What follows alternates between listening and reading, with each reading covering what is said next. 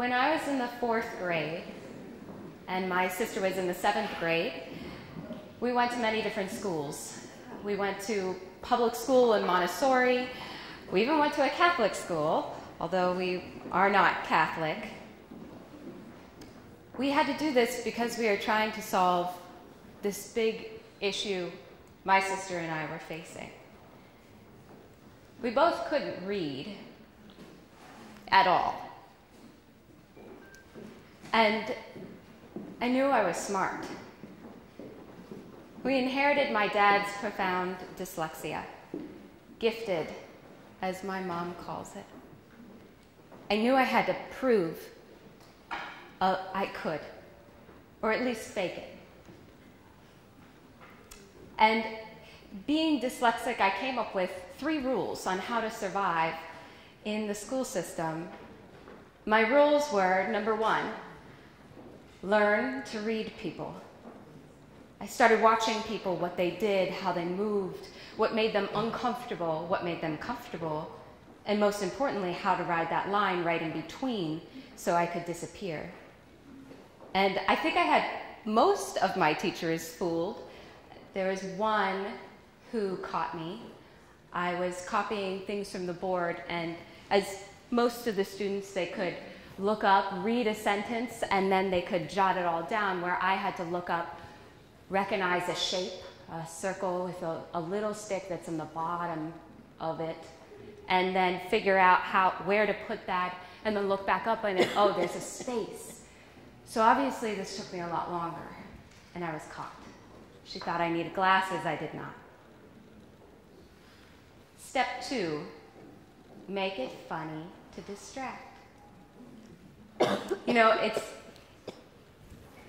very common for a dyslexic mind to be able to think of a word you want to say, and it can't come out. And vice versa, you could hear a word, and you can't repeat it. We have this funny home video where I was singing a song about cucumbers, and I was really excited to eat this cucumber. I had one. And midway through the song, the word shifted in my head, and suddenly the song became about computers. And so the rest of the song was about how much I wanted to eat computers. And everyone laughed. Rule number 3, nod and say yes.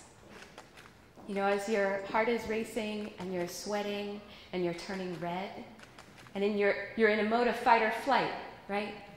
You can't retrieve information, you can't receive information. This was my daily. Still to this day, when I get in this mode, when I allow myself to get in this mode, I can't remember the alphabet. So when you're in this mode and a teacher asks you, do you understand? You say, yeah, yes, I do. Even as early as the late 90s, there were little resources that truly helped us.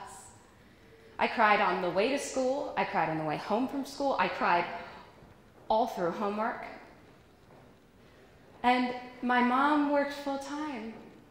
She was a single mother. She loved to learn. She was a teacher, actually. And she couldn't teach us how to read. She made the hardest, most terrifying decision I can possibly imagine. She pulled us out of school.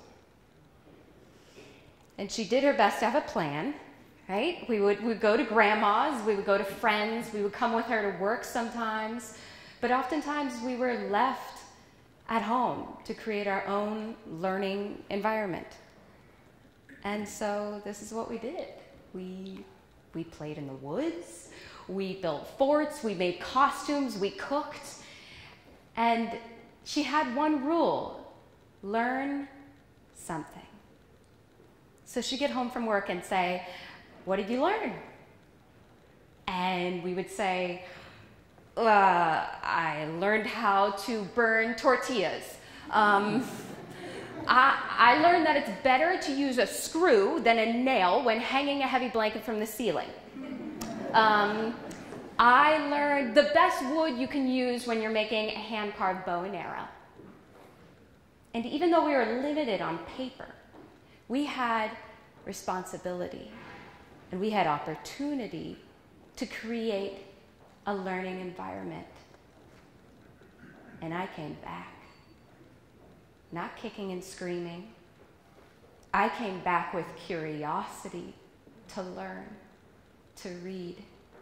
I started trying to read street signs as we passed. I went to the library and I got books out, you know, the kids' books with the big photos, and I started matching the words to the photos. I started trying to cook by recipe. I'd have my best friend over and we would play restaurant. And I would be the server and she would be the guest, and I'd come over and say, "What do you want?" And I'd write it down. I'd pass it to her to spell check it, and then we'd do it over and over. I had to know that one day I could thrive. One day I could feed myself, and one day I could get a job. So I had to start asking questions. My mom put us in a homeschooling co-op called Leaves of Learning. It was held in a greenhouse the first year. And there I found theater. I found that I could use my abilities for telling stories, and I found I could match that with my love of reading people. I decided after 6 years of homeschooling I wanted to go to public school because I needed to meet more people, to understand them, to be a better actor. I went to the School for Creative and Performing Arts, and there I found my passion and my drive. I went to college for theater and found I could be my own advocate, speaking up for what a dyslexic person may need. There, I moved from New York City and found that the best stories were told in kitchens. So I went to culinary school, all to be able to teach. I feel that when people are in the kitchen and they're using their hands, it distracts their brains and allows this untold story to just bubble up. You know, I may not be able to read certain words, still to this day, and I may not be able to write certain words, but I know I can create an environment where people can say whatever words they need to say. I've been teaching culinary classes for 6 years now in lower-income neighborhoods. I teach by sense. I teach that you can imagine the most beautiful dish and work your way back to come up with the steps it takes and the ingredients it takes, and also, most importantly, what cooking technique you're going to use. If that dish is golden brown, it has to be cooked with a dry heat cooking method. We smell everything, we taste everything, we get comfortable with each other, we get comfortable with ourselves, and most importantly, we become curious. You know, there's so many resources out there for culinary arts. There's recipes, there's online videos, but there's not an opportunity for people to fall in love with cooking.